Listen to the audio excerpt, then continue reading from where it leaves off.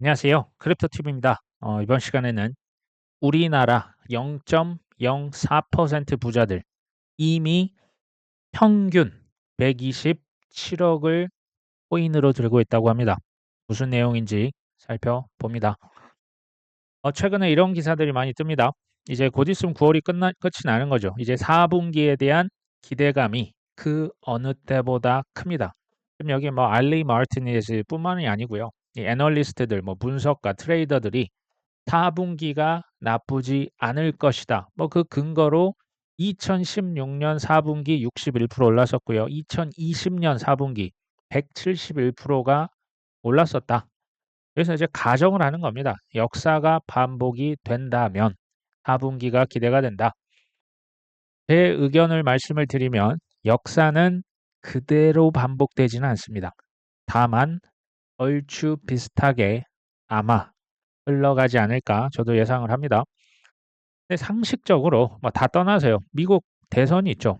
금리 인하 이제부터 시작이죠. 유동성 아직 들어오지도 않았습니다. 보통 반감기, 비트코인 반감기 지나고 1년에서 1년 반. 이제 지금 뭐 불과 몇 개월 됐습니까? 이제 한 6개월도 채 지나지가 않았거든요. 규제 명확성, 이 모든 것들이 현실화 됐을 때 어떤 일이 벌어질까요? 자, 호주에서요. 코인 산업에 대해서 라이센스 제도를 도입할 것이다. 호주의 증권투자위원회, 뭐 미국으로 치면 SEC죠. 자, 여기에서는 기존 법률에 따라 코인을 뭘로 간주한다? 금융 상품. 증권입니까? 아니요. 상품으로 보겠다. 이게 이제 예전 일이라 아마 기억 못 하실 수도 있는데요. 미국 뉴욕에서는 무려 2014년도부터 비트 라이센스라고 하는 이거 이제 허가 제도거든요. 라이센스 있는 친구들만 코인 사업할 수 있어.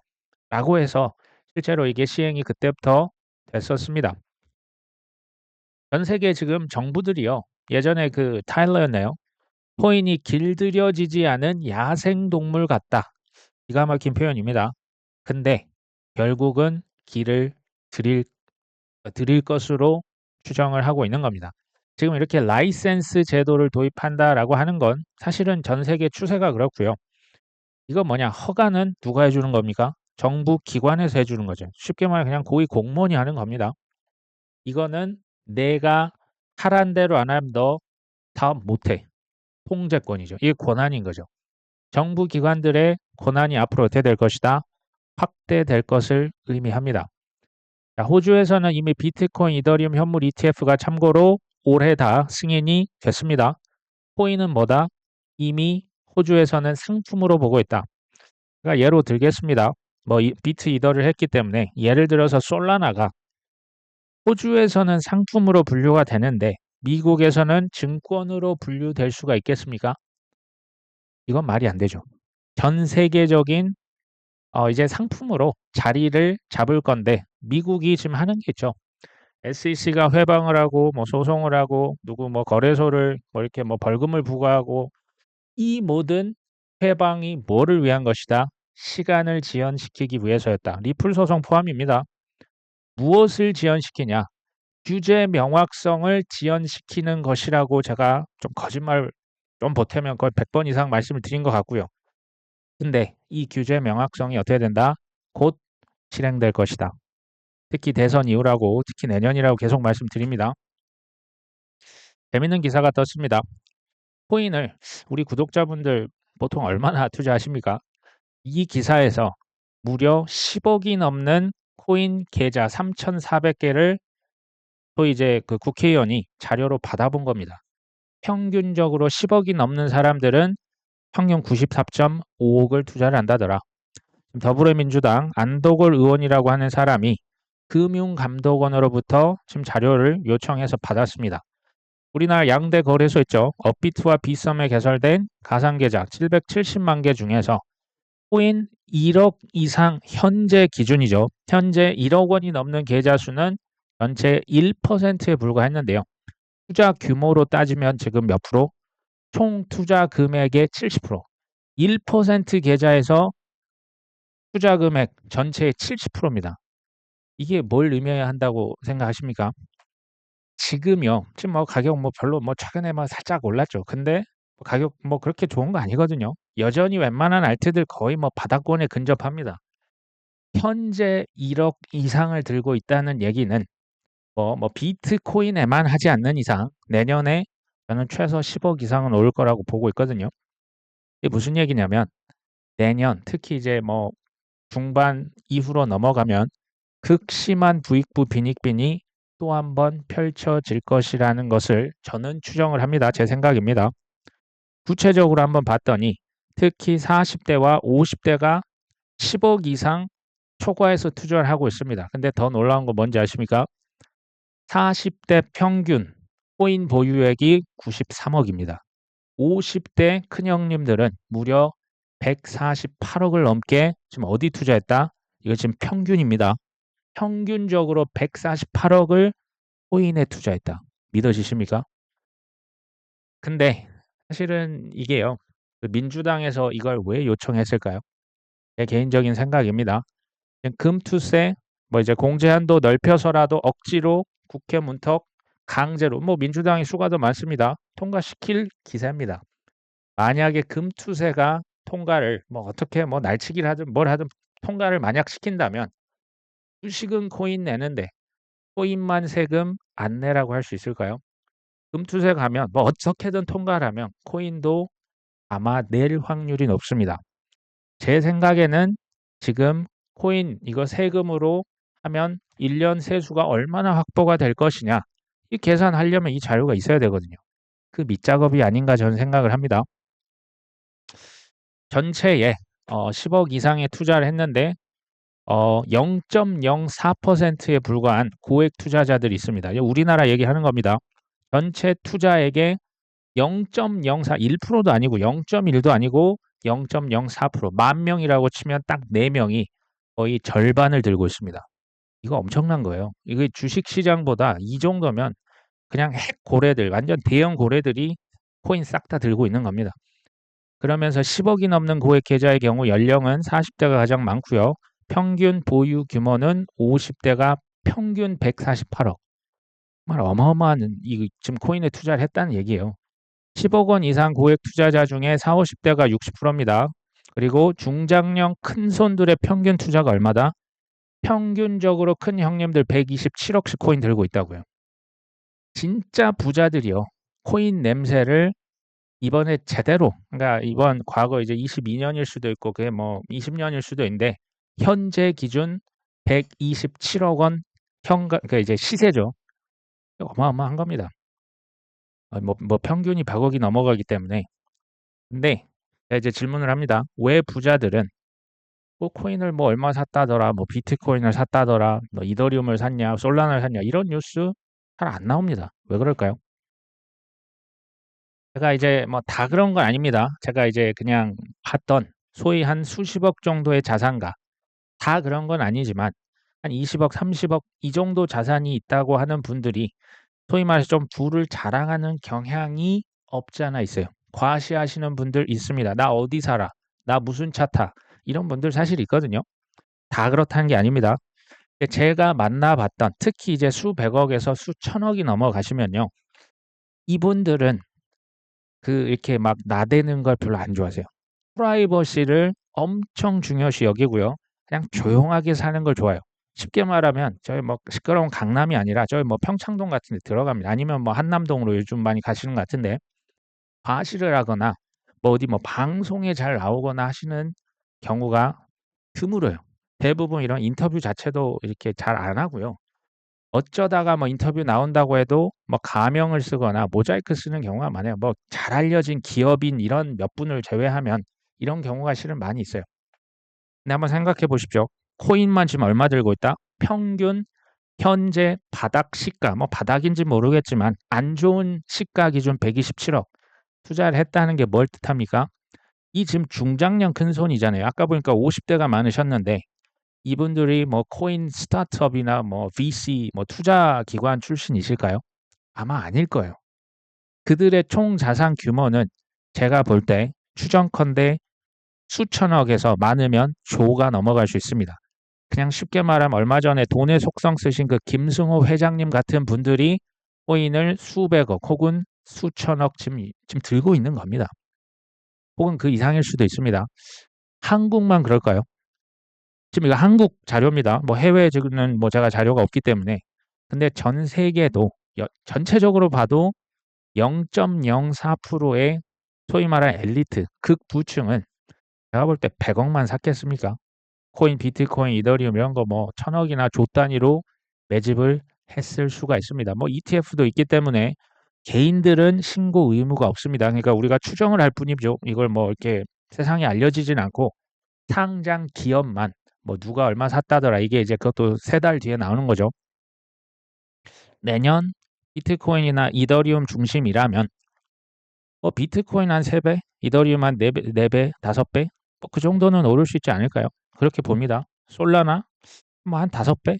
그냥 뭐 이 정도, 대략 이 정도. 또 그 밑에 있던 뭐 미들캡, 중간 시총이나 작은 시총 뭐 10배도 오를 수 있고 어떤 거는 뭐 20배, 뭐 좀 격한 것들은 더 많이 오를 수도 있잖아요. 저는 이게 그냥 눈에 보이거든요. 빈부격차라고 하는 게요. 더 심해지는 거예요. 극심하게 커지는 겁니다. 코인이요. 제가 볼 땐 마지막 부의 사다리가 될 수가 있습니다. 거의 마지막 부의 사다리를 누군가 발로 걷어차기 직전이라는 전 생각이 들고요. 두 번째는 우리가 사실은 바라는 게 코인 세금을 안 내겠다가 아니잖아요. 코인 지금 뭐 해외 뭐 바이낸스나 뭐 어디 빼버리면 국세청에서 이걸 잡아낼 수가 없어요. 그러니까 시스템 완비도 안 돼 있는데 이걸 갖다가 지금 뭐 그냥 무작정 뭐 몇 프로 때린다? 그게 좀 저희는 유예하자는 거죠. 되게 이러지 않습니까? 시스템 완비하고 제대로 걷자라는 게 우리의 바람인데 2년 유예가 됐으면 합니다. 아직 확정이 아니고 지금 이제 그 민주당 특정 당에서는 금투세를 밀어붙이면서 아마 코인까지 가지고 갈 모양새입니다. 2년 유예가 되더라도 결국 2년 후건 3년 후건 정부는요 절대 코인 세금은 포기를 안 할 겁니다. 실버게이트 예전에 파산했던 친암호화폐 은행이죠. 여기 담당자가요 이제 법원에 나와서 이런 얘기를 합니다. 실버게이트 우리 은행이 파산했던 이유는 갑작스러운 미 규제 당국의 암호화폐 사업 규제 강화로 인한 것이다. 미국 정부는 2023년부터 코인 중심 은행 사업에 대한 규제를 강화했고 이에 따라서 코인 중심 사업에 초점을 맞췄던 실버게이트는 망했다. 실버게이트만 망한 게 아니거든요. 작년 3월 달 시그니처 은행, 뭐 이거 실리콘밸리 은행, 실버게이트 공통점이 뭡니까? 얘네들 다 친코인. 그러니까 우리나라로 치면 업비트랑 그 이제 실명 계좌를 이렇게 할 수 있는 막 K뱅크 같은 은행들이 다 파산했던 겁니다. 근데 이걸요. 좀 그냥 편하게 말씀드리면 이제는 말할 수 있다요. 왜 파산했는지. 뭐라고 했습니까? 핵심은 뭔지 아십니까? 갑작스러운입니다. 갑작스럽게 미국 정부에서 숨통을 콱 조인 거예요. 미 정부 규제를 강화했다. 이게 이제 숨통을 조여서 사실상 질식시켜서 죽게 한 거예요. 이게 그렇게 한 겁니다. 핵심 근데 그 공통점이 다 친코인 은행이었다라는 것이 좀 이상한 거죠. 갑작스럽게 망했기 때문에. 그럼 뭐 테라루나나 FTX 22년 그건 뭐 갑작스럽지 않았습니까? 뭐 천천히 왔던 죽음입니까? 아니죠. 이 모든 것들이 뭐 테라루나 뭐 일주일도 안 돼서 그냥 다 저 세상 갔지 않습니까? 이게 뭐냐면요. 22년과 23년 그들의 밑작업이 뒷단에서 기가 막히게 실행이 됐던 거예요. 22년, 23년 끝내놓고 뭐 했습니까? 24년 1월달 비트코인 현물 ETF 승인 이거 시켰잖아요. 올해 7월달에 이더리움 현물 ETF 다 승인했잖아요. 이건 뭘 의미하는지 아십니까? 코인과 인프라 장악, 통제 완료입니다. 그럼 내년에 어떤 일이 벌어질까요? 계속 말씀드리죠. 규제 명확성에 혼을 본격적으로 찍기 시작합니다. 시장이 어떻게 될까요? 어떤 뭐 그 설문지죠. 설문조사를 했는데 미국 그 대선 대통령 선거 유권자 7명 중에 1명은 코인을 보유하고 있다. 그래서 트럼프를 지지한다. 이제 뭐 미국 대선이요. 뭐 한 달 반도 채 남지가 않았어요. 근데 아직도 누가 뭐 이제 압도적으로 이긴다. 이건 이제 아니죠. 코인 투자자들의 표는 아무래도 트럼프 몰표 기세입니다. 해리스 괜찮을까요? 이런 기사가 또 뜹니다. 쉽게 말하면 해리스가 또 말을 뒤집습니다. 뭐라고 했냐? 내가 대통령이 당선이 되면 코인 산업 성장 지원을 약속하겠다. 이거 잘 보셔야 됩니다. 이게 어디서 이런 얘기를 했냐? 일단 블룸버그 자체가 그들의 매체 중 하나예요. 근데 어찌됐건 뉴욕에서 개최된 선거 자금 모금 행사입니다. 왜 이게 중요할까요?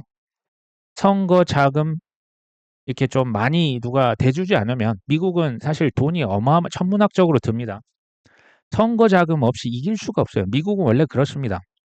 근데 선거 자금을 누가 대줬겠죠. 그 사람들이 뭐라고 했을 때 그 말을 무시할 수 있습니까? 안 되죠. 그게 로비인데. 그거 기대하고 돈 주는 거 아닙니까? 여기서 뭐라고 했냐? 대통령에 당선되면 디지털 자산, 코인이죠. 이런 혁신 기술을 장려할 것이다. 갑자기 코인이 사기에서 혁신 기술로 바뀌었습니다. 블락락 CEO, 트럼프 전 대통령, 이제는 해리스까지 말을 바꿉니다. 또 한번 들어보시죠. 기회 경제를 구축하기 위해서 중소기업, 대기업 창업자를 한데 미국에 모은답니다. 이들과 미국의 미래에 투자하기 위해 협력할 것이고 인공지능과 코인과 같은 혁신적인 기술 이렇게까지 또 뒤통수를 칩니다. 인공지능 뭐 이거는 뭐 다 혁신이라고 이제 전 세계가 인정하잖아요. 코인도 그랬습니까? 이제는 누구 입에서 이런 얘기가 나옵니까? 해리스 입에서도 나옵니다. 그러면서 뭐라고 합니까? 소비자와 투자자를 보호할 것이다. 바로 딱 한 명 떠오르셔야죠. SEC의 게리 겐슬러. 지금 언어가 좀 비슷하다는 생각 안 드십니까? 자, 해리스 부통령이 민주당 대선 후보로서 이번에 공개적으로 처음으로 지금 코인을 지원하겠다 약속을 한 거죠. 제가 계속 얘기 드렸잖아요. 트럼프가 되든 해리스가 되든 그냥 코인은 오른다. 어, 이거 제가 좀 참고로 말씀을 드립니다. 일론 머스크는 트럼프를 지지하겠다고 한 1년 전부터 이미 선언을 했거든요. 근데 민주당은요. 원래는 캘리포니아, 여기 실리콘밸리 쪽에 빅테크 회사들 있죠. 뭐 구글, 아마존, 뭐 페이스북 이런데 텃밭이 원래 민주당입니다. 빅테크는 원래 민주당 후보를 지원을 많이 했었거든요. 뭐냐면 트럼프의 로비하는 세력과 해리스를 로비하는 세력이요. 같은 세력이 아니에요. 다른 세력입니다. 근데 공통점이 있죠. 트럼프를 로비하는 세력도 해리스의 돈을 지금 로비를 해서 돈을 뭐 수천억을 대는 그들도 둘 다 뭐를 밀고 있다? 둘 다 코인을 밀고 있다고요. 코인 규제 명확성을 이제 껍질을 벗기고 있다고. 이제는 SEC가 뒤안길로 물러가고 CFTC가 들어온다고요. 법령들이 2년간 계류가 됐는데 그게 이제 곧 통과된다고요. 전통 금융에 밥그릇을 갖다 바칩니다. 그러니까 이제 스타트업, 에이씨 뭐 거래소, 야 니들이 아니고 JP 모건이 보관해 줄게. 스테이트 스트리트가 보관해 줄게. JP 모건이 비트코인 현물 ETF 블랙락이 팔아야 너희들 더 신뢰가 가지 않니? 이런 얘기예요. 그거는 똑같습니다.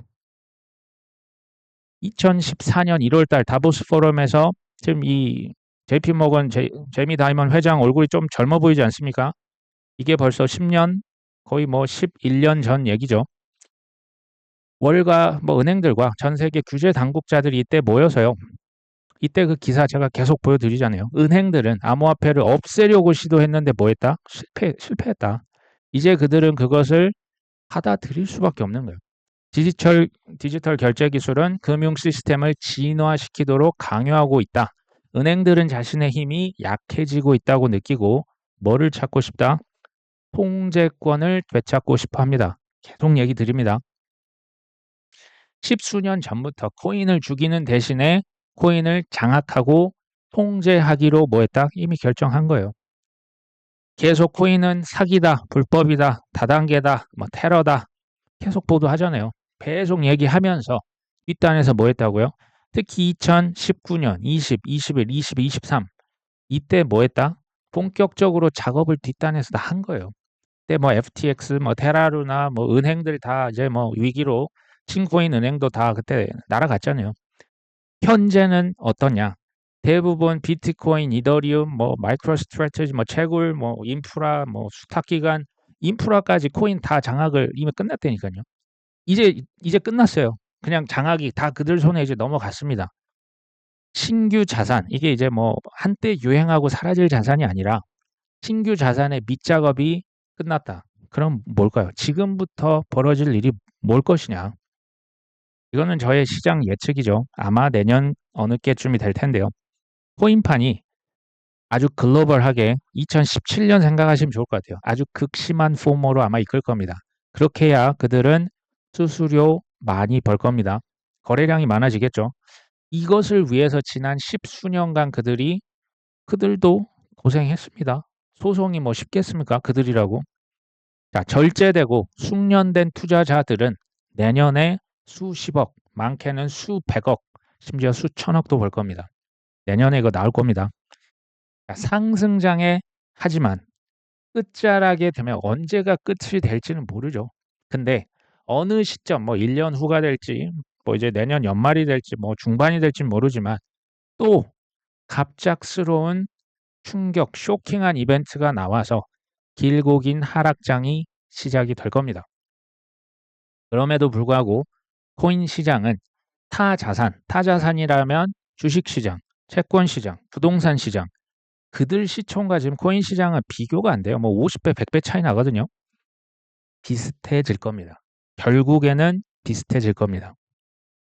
결론은 조금 뭐 식상하실 수도 있는데 너무 심하게 올랐다. 이건 너무 미쳤다. 시장이 약간 과열이다. 이거는 좀 이제 너무하다 싶으면요. 좀 파십시오. 그리고 이건 너무 무섭고 이제는 진짜 이 시장 다 끝났다. 아, 이제는 정말 망했다 싶으면 좀 사십시오. 이제 뭐 여력이 되시면 좀 사시면 좋겠죠. 앞으로 저는 이 5년 엄청나게 중요한 인생 기회라고 전 계속 얘기 드립니다. 누가 잡을까요? 준비된 자가 잡을 겁니다. 우리 구독자분과 지금 저희들이 같이 공부하고 이제 제가 시장을 이렇게 말씀드린 게 뭡니까? 잘 준비하시라 이런 얘기를 드리면서 오늘 방송 여기까지 합니다. 오늘도 끝까지 시청해 주셔서 감사합니다.